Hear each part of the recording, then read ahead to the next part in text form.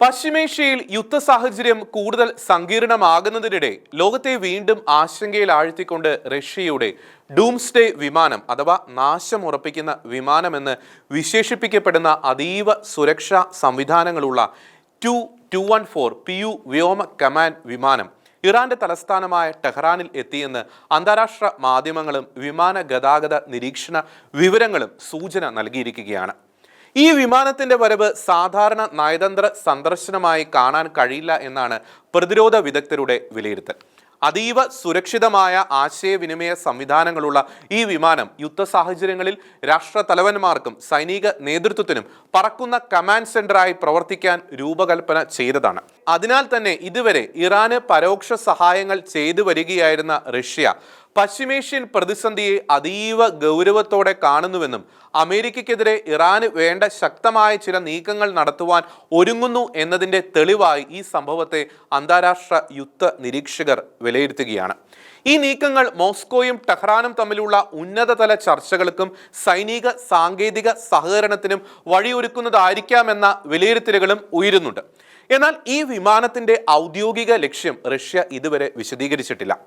ആണവ യുദ്ധമോ വൻതോതിലുള്ള ദേശീയ അടിയന്തരാവസ്ഥയോ ഉണ്ടായാൽ പോലും രാജ്യത്തിന്റെ സൈനിക നിയന്ത്രണവും ആശയവിനിമയ സംവിധാനങ്ങളും തടസ്സപ്പെടാതെ പ്രവർത്തിപ്പിക്കാൻ കഴിയുന്ന പ്രത്യേക വിമാനങ്ങളെയാണ് പൊതുവെ ഡൂംസ്ഡേ വിമാനങ്ങൾ എന്ന് വിളിക്കുന്നത്.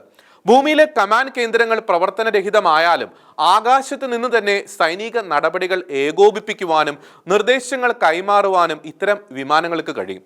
സുരക്ഷിത ആശയവിനിമയം, എൻക്രിപ്റ്റഡ് നെറ്റ്വർക്കുകൾ, ദീർഘദൂര കമാൻഡ് സംവിധാനങ്ങൾ എന്നിവയാണ് ഇവയുടെ സവിശേഷതകൾ.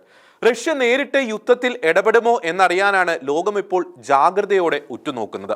ഈ വിമാനത്തിന്റെ സാന്നിധ്യം റഷ്യ ഇറാനുമായി കൂടുതൽ അടുത്ത ഏകോപനത്തിലേക്കോ ഉന്നതതല സുരക്ഷാ ചർച്ചകളിലേക്കോ നീങ്ങുന്നുവെന്ന തരത്തിലുള്ള അനുമാനങ്ങൾക്ക് ശക്തി പകർന്നിരിക്കുകയാണ്. ഇതിനിടെ ഹോർമൂസ് കടലിടുക്കിന്റെ രക്ഷാധികാരിയായി US-നെ ട്രംപ് പ്രഖ്യാപിച്ചു കഴിഞ്ഞു. ഹോർമൂസ് ജലപാത നിയന്ത്രിക്കുവാൻ ഷിപ്പിംഗ് ഗതാഗതത്തിൽ നിന്ന് 20% ടോൾ പിരിക്കുവാനും US പ്രവർത്തിക്കുമെന്ന് പ്രസിഡന്റ് ഡൊണാൾഡ് ട്രംപ് പ്രഖ്യാപിച്ചു കഴിഞ്ഞു. ട്രംപിന്റെ പുതിയ നീക്കത്തിനെതിരെ ശക്തമായി പ്രതികരിക്കുമെന്ന് ഇറാനും വ്യക്തമാക്കി കഴിഞ്ഞു. ഇറാന്റെ ഹോർമൂസ് ഭീഷണികളെ നേരിടുവാൻ US ഇറാനിൽ ശക്തമായ സൈനിക ആക്രമണങ്ങൾ നടത്തിക്കൊണ്ടിരിക്കുകയാണ്. കുവൈറ്റിലും ബഹ്റിനിലുമുള്ള അമേരിക്കൻ സൈനിക കേന്ദ്രങ്ങൾ ലക്ഷ്യമിട്ടതായി ഇറാൻ അവകാശപ്പെട്ട് രംഗത്ത് വന്നിരുന്നു. മാത്രമല്ല, ഇറാന്റെ ഇസ്ലാമിക റവല്യൂഷണറി ഗാർഡ് കോർപ്സിന്റെ പ്രസ്താവന പ്രകാരം കുവൈറ്റിലെ അലി അൽ സലേം വ്യോമതാവളത്തിലെ ഇന്ധന ടാങ്കുകൾ, പാട്രിയറ്റ് വ്യോമ പ്രതിരോധ സംവിധാനങ്ങൾ, അഹമ്മദ് അൽ ജാബർ വ്യോമതാവളത്തിലെ റഡാർ കേന്ദ്രങ്ങൾ എന്നിവ അവർ ആക്രമിച്ചതായി അറിയിച്ചു.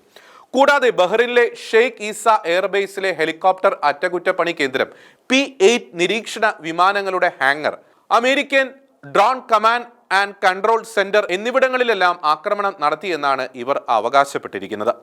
ലോകശക്തികളുടെ ഓരോ നീക്കവും പശ്ചിമേഷ്യയിലെ സ്ഥിതിഗതികളെ കൂടുതൽ സങ്കീർണമാക്കുന്ന ഈ ഘട്ടത്തിൽ നയതന്ത്ര ശ്രമങ്ങൾ ശക്തമാകുമോ അതോ സംഘർഷം കൂടുതൽ വ്യാപിക്കുമോ എന്ന് ലോകം ആശങ്കയോടെ നിരീക്ഷിക്കുകയാണ്.